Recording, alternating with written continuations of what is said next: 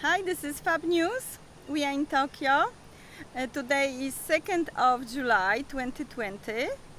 Hi, we met here today to make a film regarding the upcoming Tokyo governor election. And we will tell you about few candidates, obviously about the main one, Yuriko Koike, but we will also talk about one of the three top candidates that we know in person. And finally, we've chosen one candidate who is probably last on the list, one of the last ones, but he's the most interesting. He's a very controversial politician, and we will talk about him today.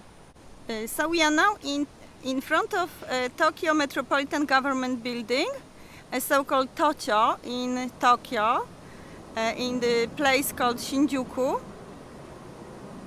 That's the place where the Tokyo government is located. And as we mentioned in one of our previous films, the designer of Tocho was inspired by the Notre Dame Cathedral. If you can see that, those two towers are supposed to look like the French Cathedral Church. Regarding Tokyo elections 2020, there are 22 candidates for the governor of Tokyo, but actually only 3 of them count or have a chance. I mean, the present governor, Yuriko Koike, she has like 70% of support, so there are high chances that she will continue her term. In Japan, you can have 4 terms. Tokyo has had 9 governors so far, but in the last 9 years, she is the first one who is completing her term. Because 2 previous governors, due to some scandals, financial scandals and others, they had to give up one within a year. So she's the first one, but you can serve as a governor in Tokyo for 4 terms altogether. And there were a couple of mayors who were in office for that long. So as we see, Japanese people are conservative. They probably like to have the politician they know already. But the number 2 candidate is Kenji Utsunomiya, who used to be is a lawyer, the Japanese Federation of Association Bar president previously, and he was supported by Communist Party of Japan, and we associate him actually with the Communist Party most of all. And the third one is Taro Yamamoto, an actor who became a politician after Fukushima disaster in 2011. So these are the 3 main candidates, and there is one more. We will talk about it because he's very special, and his name is Masayuki Hiratsuka, and it is a completely non-establishment candidate who says that coronavirus is basically a scam. He says in Japanese, "Coronavirus tada no kaze desu." So coronavirus is just a cold, Just a cold. or a flu. ただの風です。ほら騙されてんじゃないですよ皆さん。 And he is so completely, totally opposite, different than Yuriko Koike, current The first governor of Tokyo. We just received from our friend a beautiful photograph of Yuriko Koike sitting in some hotel lobby on a sofa, hugged by George Soros.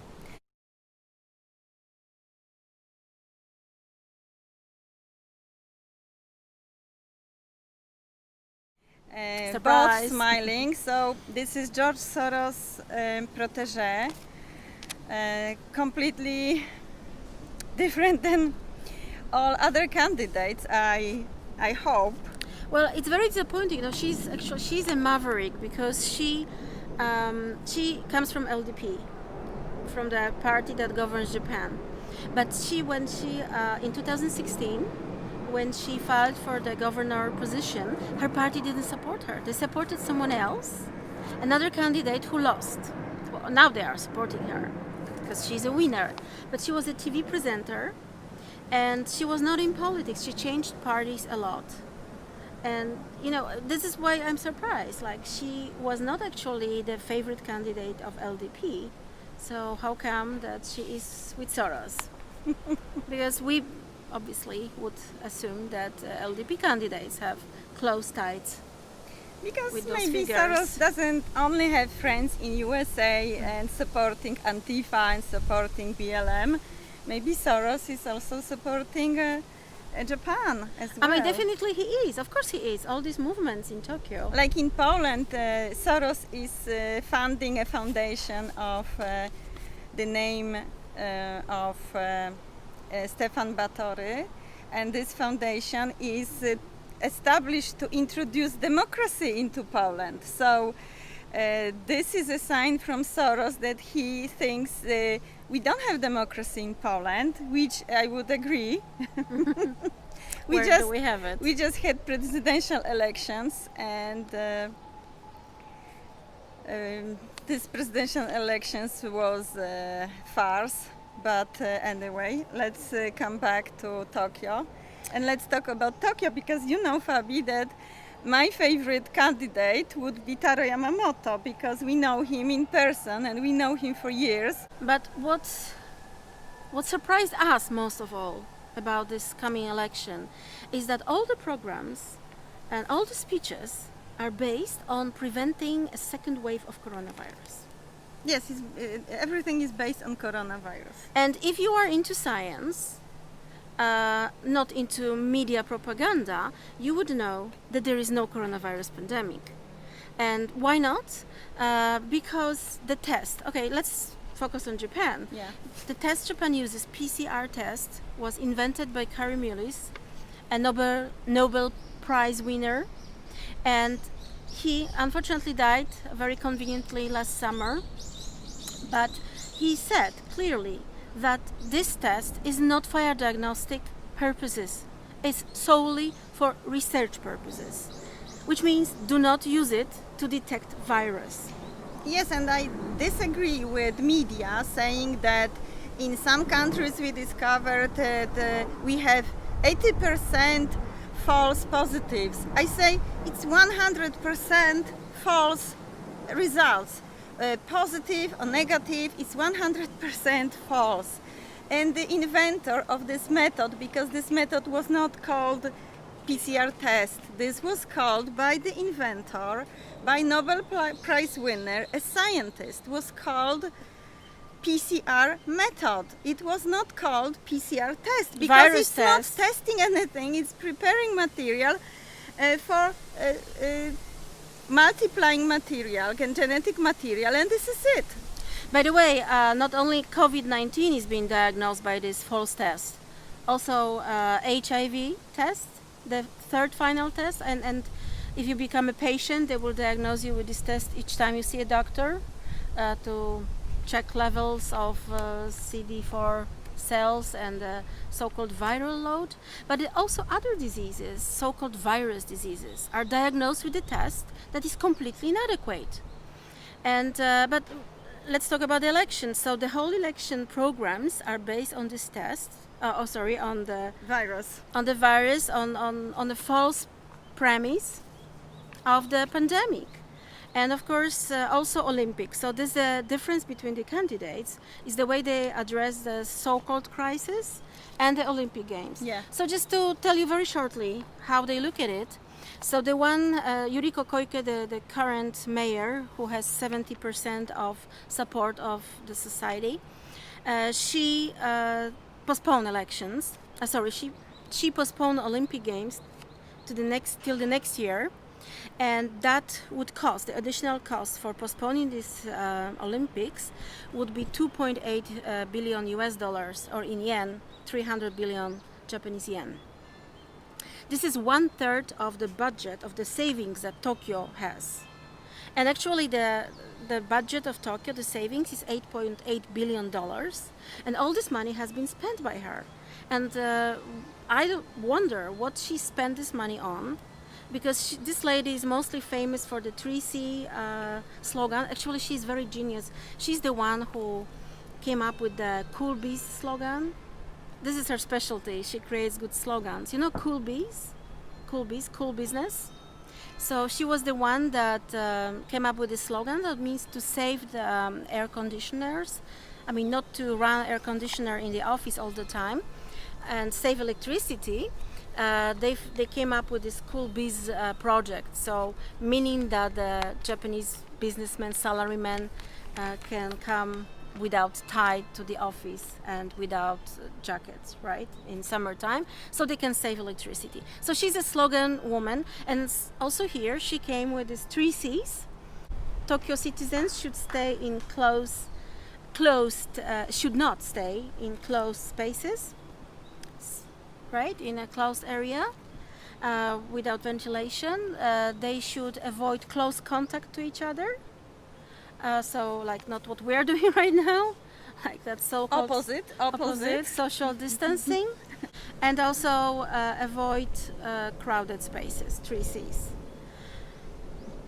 So she is pro-Olympic, and she didn't say anything about financial support. The second candidate also doesn't really talk, to our knowledge, about financial support, but he thinks Olympics should be postponed for a few years, definitely not next year, a few more years, and we should base that decision on the health experts. And the third one, our favorite because we know him in person, Taro Yamamoto, is a person who really cares about the people. I mean, not that the previous one doesn't, he comes from Communist Party, but Taro Yamamoto has a very rich program to support people affected by this crisis. ネットさえも国に整備させるということを求めなかったってことです。これ冷たすぎるよ、小池さん。こりゃないぜって話なんですよ。いつ終わるか分かりませんよ。特効薬もできてないのに。2月6月でも厳しかった。そしてその先にも同じようなことが繰り返されたら、多くの人たちがもうゲームオーバーっていう状態に追い込まれますよ。これを止めるのが東京都のトップの仕事ですよね。チャンスはいくらでもあったはず。朝から晩までどのチャンネルを見ても小池さんしか出てない時期ありましたよね。生放送も収録も。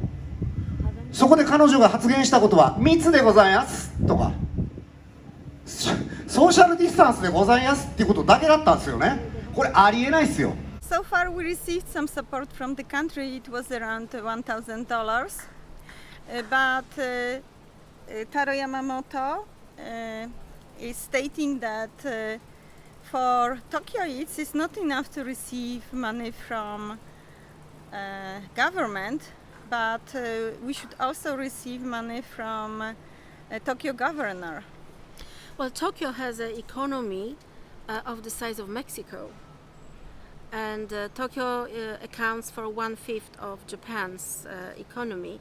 So, but what is his idea? As the current governor has spent all the savings for the rainy days, he has a different idea. He wants to use the local bond. He wants to issue local bonds. So let me read to you his program. Yeah. That we have translated from Japanese. So he says, like, Tokyo is a financially superior local government. We can raise more than 20 trillion yen by issuing local bonds. A total of 15 trillion yen will cover the corona loss. And his first point of his program is to provide 100,000, which is like $920 to all citizens.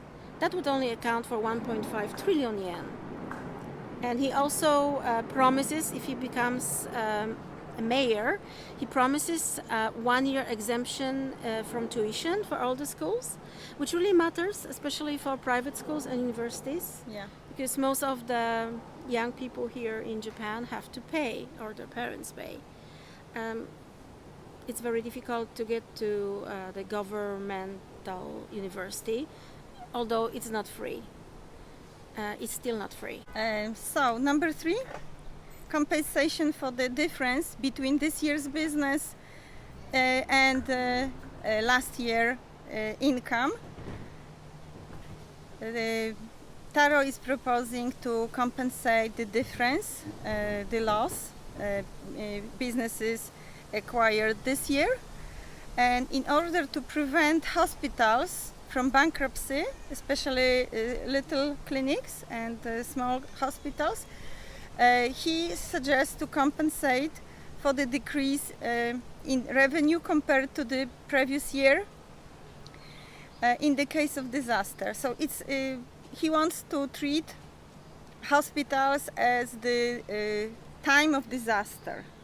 And what is interesting what he said, because as we've mentioned earlier, every Japanese citizen has been granted the same amount of money, 100,000 yen, which is like $920, from the Japan government. But all this money, obviously, people paid, with this money they paid their taxes, their national health insurance, meaning all this money went back to the country. It goes back to the government immediately, because we have bills to pay and we have taxes to pay. So Taro Yamamoto is hoping that the 100,000 yen he would give, we would not do that. And he wishes that people, first of all, have to spend this money. And how to spend this money? Spend it on the local businesses, which are in danger of bankruptcy. So he said, like, if you get this, if he becomes a mayor, if you get this 100,000 yen, then go to local izakaya, local bar, local restaurant, just in your neighborhood. And to barber shop, to local restaurant, to spend it locally. Right, which is a good idea, but I wonder what about people who lost their jobs, who really have to pay their taxes. Although, you know, there will be a big discount in taxes and national health insurance.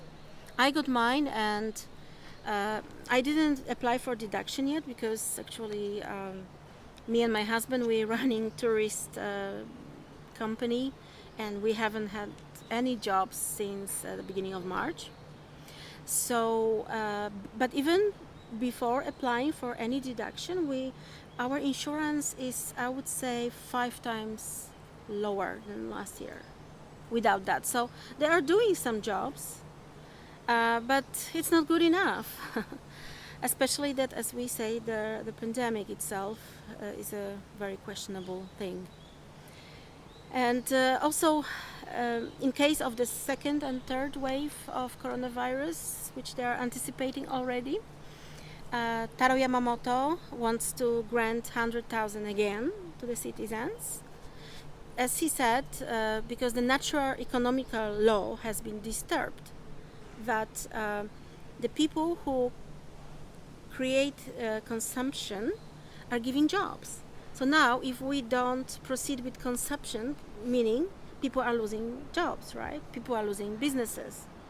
And Japan is based on small business, right? In a big degree, I would say, Tokyo. There's a lot of sole entrepreneurs and private businesses. So again, the businesses would get that 1 million yen, and all household would be exempt from utilities for 1 year. Daily risk allowance of 24,000 yen will be provided to essential workers such as medical, child care, and nursing care staff, bus drivers, and taxi drivers, employees of train stations, supermarkets and convenience stores. Total amount of 291 billion yen per month. That's the program of Taro Yamamoto. He also, in his campaign, he talks a lot about the lost generation. And who is lost generation? As you know, there was a bubble economy outburst in Japan. The top of bubble was in the early 90s, but from 1997, that bubble became to burst. Meaning the people who graduated that time, they had big problem with their career.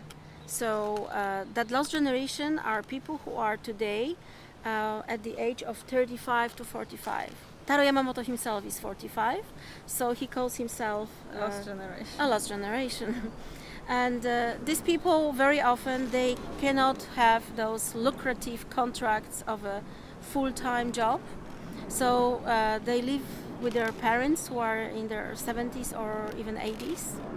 They are not able to afford their single living or to have a family. Because they have to work on those contract agreements or part-time even. And they also said, like, even they got jobs in those companies, there were a lot of people ahead of them to be promoted, so they never could seek promotion. And because money was an issue, they also were not trained, so they lack skills. So he's promising to this lost generation to offer them by Tokyo Metropolitan Government 3,000 jobs. Also including people who suffered from corona, but we would say that the main victims probably of this corona event was the lost generation, right? And younger. And finally, he wants to support housing, so he wants to support financially people to allow them to use now vacant houses. Tokyo has governmental housing, but it's not enough because you have to go through a lottery. The social apartments, governmental apartments, the rent is much cheaper, and some people have priority, like single parents or people with disabilities, but even they have to go through a lottery. So definitely there's a shortage of those cheap apartments, cheap housing in Tokyo. And that's why he wants to increase the low rent housing by 40% apartments. Also he's planning, he would like to rent 600, almost 700,000 empty apartments in Tokyo. Just paying the owners some rent, obviously, and also shared housing. Because a lot of people lost their jobs, they have no place to live already. Which, like our present mayor, I haven't heard her talk about it. And she's talking about the Olympic. I thought Olympic was a very good thing for Japan. As I work in tourist industry, it's a wonderful, I think, way to boom the industry, tourism in Japan. But the Olympic Games she postponed till next year would be without spectators. So what sense does it make to make Olympic asymptomatic Olympic Games? Exactly. So nobody will come to Japan, no tourists. So for what? From one imaginary disease and schizophrenia, asymptomatic COVID disease, we jump to asymptomatic non-audience Olympic Games. Nobody's gonna attend, nobody's gonna watch. What else? Taro Yamamoto is completely against Olympic Games, and we should tell how we know him in person. We've been to his apartment a couple of times. We joined family dinner parties. We've talked to him in a casual manner on a number of occasions.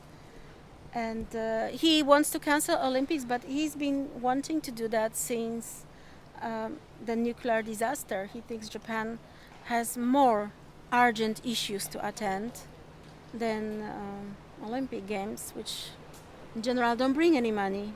Yes, but he was against all the spendings, all the investment for Olympics from the beginning. He wanted to use that money for something else, like for people, for developing businesses, and not for Olympics, which is a question mark, like how it's gonna go, and now we know it's not gonna go well, right?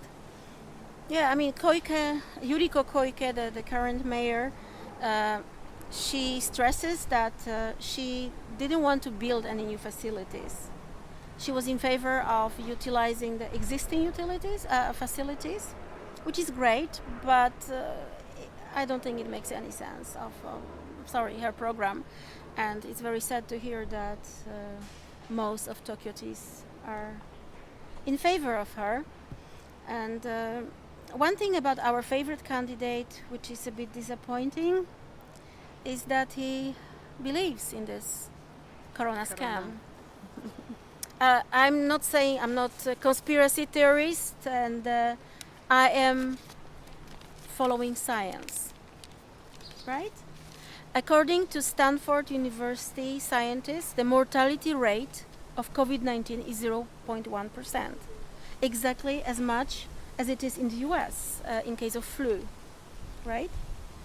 And based on National Health Institute in Italy, 99% of people who died from so-called COVID-19 had one or two or three coexisting diseases. This is science, right? And in the light of this... And also coexisting diseases, what does it mean? It means they were suffering from something completely different, and they died from something completely different. That they not just got, related they never to, had. Not related to a new coronavirus, and just tested with 100% false result PCR test. Exactly. So I never heard before about all that nonsense like they are producing now about asymptomatic cancer, asymptomatic and death from cancer with other diseases than cancer. Because like what is something is a reason for death, or something is giving symptoms, or it's not. If it is not, then it is not a disease, right? But there is another disease that is asymptomatic, is HIV. People diagnosed with PCR tests with HIV, a lot of them never get sick. I know someone who's been sick for 30 years, for 20 years. So this is another asymptomatic disease, right? But this is another topic. Yeah. And mentioned already, many people elaborated on the role of Dr. Fauci in killing people pretending that they have HIV, right? Yuriko Koike wants to establish in Japan, if she is still a mayor, she wants to establish Japanese CDC. Yeah. We can guess we'll help her. They will And need some George expertise. Soros Foundation, I'm sure of it. Fauci might be coming. Fauci, Into the Bill picture. Gates, and George Soros. Yeah, because why do we need CDC in Japan? Japan is doing great. Yeah. Even if that COVID did exist right now, okay, they say 900 cases, but out of them only 43 people are in serious condition or critical. So I would say 40 people are sick with symptoms, which means there are only 40 people who are sick, right? So to summarize, we have 3 leading candidates for Tokyo governor, and obviously we wish Taro Yamamoto wins because he is gonna represent people. He has a heart. He has a big heart. He really cares about the people. And but right now we are going to meet the candidate. We told you the very interesting person, Masayuki Hiratsuka. We would like to see his speech because he's going against the whole Japan. They think he's crazy only because he says the corona crisis doesn't exist. And we will try to record He doesn't some have of his he doesn't have big postulates. chances to win, but he is more in his thinking like we are, because he thinks it is a hoax. He's the only awake person, and he's the And, only person who we talks want to about see- PCR test.